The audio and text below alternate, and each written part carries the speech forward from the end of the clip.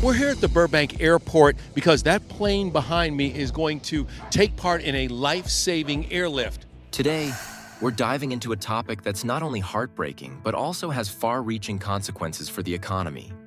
The devastating wildfires that erupted in Los Angeles on January 5th, 2025. These fires have already burned over 40,000 acres, destroyed thousands of homes, and claimed lives.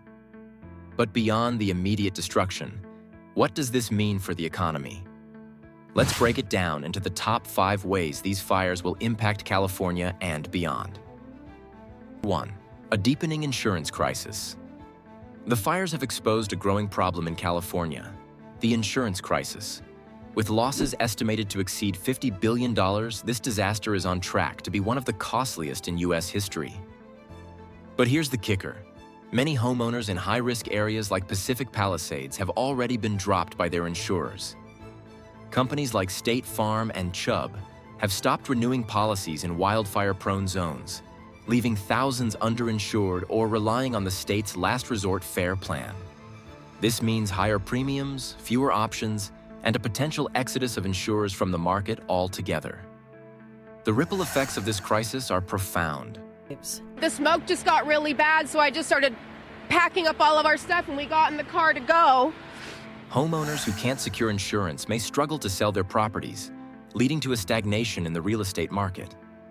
Additionally, businesses in affected areas face similar challenges, as commercial properties are also at risk. Without adequate insurance coverage, many businesses may be forced to close permanently, leading to job losses and a decline in local economic activity. Moreover, the state's FAIR plan, which is designed to provide coverage for high-risk properties, is already under strain. More recently, Los Angeles, where we are watching fires still tragically burn. From weeks ago, without even a token of defense, they're raging through the houses and communities, even affecting some of the wealthiest and most powerful individuals in our country, some of whom are sitting here right now. With more homeowners turning to this last resort option, the plan's resources are being stretched thin, raising concerns about its long-term sustainability. This could force the state to step in with additional funding, diverting resources from other critical areas like education and infrastructure. 2. A short-term hit to GDP growth. Goldman Sachs estimates that the fires could shave 0.2 percentage points off U.S. GDP growth in the first quarter of 2025. While this might seem small, it's significant in an economy already grappling with inflation and other challenges. There's no reason. Can you imagine? You have farmers that don't have any water in California. They have plenty of water. They don't have a drought. They send it out to the Pacific, and it's crazy. So what's happening in California is a true tragedy. I know those areas very well. I have many friends living in those houses. That is a true tragedy. Nobody ever thought. I mean, virtually Beverly Hills and areas around Beverly Hills are being decimated. The destruction of businesses, homes, and infrastructure will slow down economic activity in the short term. For instance, many small businesses in the affected areas have been forced to shut down temporarily or permanently, leading to a loss of income for business owners and their employees. This not only affects the local economy, but also has a cascading effect on suppliers and service providers who rely on these businesses for revenue. Tourism, a major economic driver in California, is also taking a hit. The fires have led to widespread cancellations of hotel bookings, events, and tourist activities, resulting in significant revenue losses for the hospitality industry. The negative publicity surrounding the fires could deter tourists from visiting the region even after the fires are contained, further exacerbating the economic impact. However, there's a silver lining. Rebuilding efforts could eventually stimulate growth. The construction industry is expected to see a surge in demand for labor and materials, which could create jobs and boost economic activity. But this is a long-term prospect, and the immediate economic pain is undeniable. 3. Surging housing costs and rental market pressures.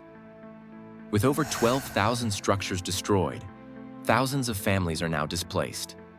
This sudden loss of housing is expected to drive up rents in surrounding areas by $200 to $300 per month. I'm like in shock, but I'm glad my family got out. For a state already facing a chronic housing shortage, this is a double blow. The influx of displaced residents into neighboring cities is putting immense pressure on the rental market. Wealthier evacuees are likely to outbid current renters, creating a ripple effect that could displace even more people. This is particularly concerning for low-income families, who may struggle to find affordable housing in an already tight market.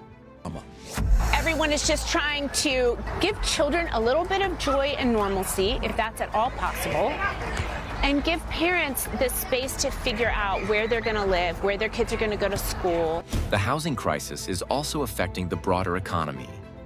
As housing costs rise, workers may be forced to relocate to more affordable areas, leading to labor shortages in key industries. This could slow down economic recovery and increase costs for businesses that rely on local labor. Moreover, the destruction of affordable housing units is likely to exacerbate the state's homelessness crisis. With fewer options available, more people may find themselves without a place to live, putting additional strain on social services and nonprofit organizations. Number 4, a construction boom, but at a cost. On the flip side, the fires will trigger a massive rebuilding effort. Rebuilding 10,000 homes alone would account for 41% of LA County's annual housing construction. This will create jobs and stimulate economic activity, but it's not all good news. The surge in demand for contractors and materials could lead to delays and higher costs, slowing down other construction projects across the region. For example, the increased demand for lumber, concrete, and other building materials is likely to drive up prices, adding to inflation concerns.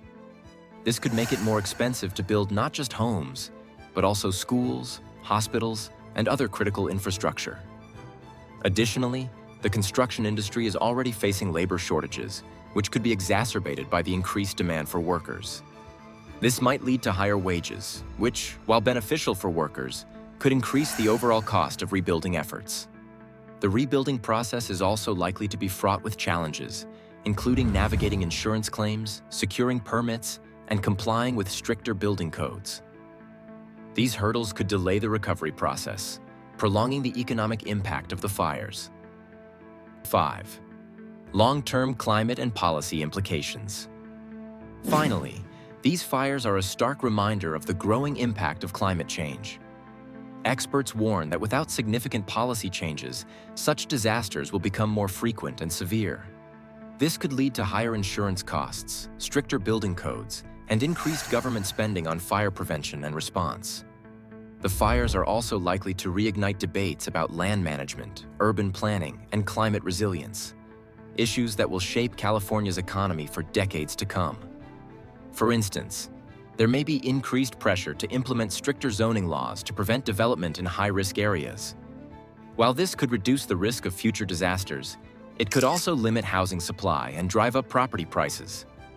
On the policy front, the state may need to invest more in wildfire prevention measures, such as controlled burns, forest thinning, and the creation of fire breaks. These efforts could require significant funding, potentially leading to higher taxes or cuts in other areas of the budget. The fires also highlight the need for greater investment in renewable energy and climate resilience. As the state grapples with the economic fallout of the fires, there may be increased support for policies aimed at reducing greenhouse gas emissions and transitioning to a more sustainable economy. In the long term, the fires could serve as a catalyst for change, prompting policymakers, businesses, and individuals to take action to mitigate the risks of climate change. However, the road to recovery will be long and challenging. Designing the house so close to nature and knowing the history of Southern California, we were acutely aware that at some point in the house's life there would be a serious fire, nearby at the very least. And the economic impacts of the fires will be felt for years to come. The road to recovery will be long and challenging, but understanding these economic impacts is the first step toward building a more resilient future. If you found this video helpful, don't forget to like, share, and subscribe for more in-depth analyses. Let us know in the comments. What do you think should be done to address these challenges? Thanks for watching, and I'll see you in the next one.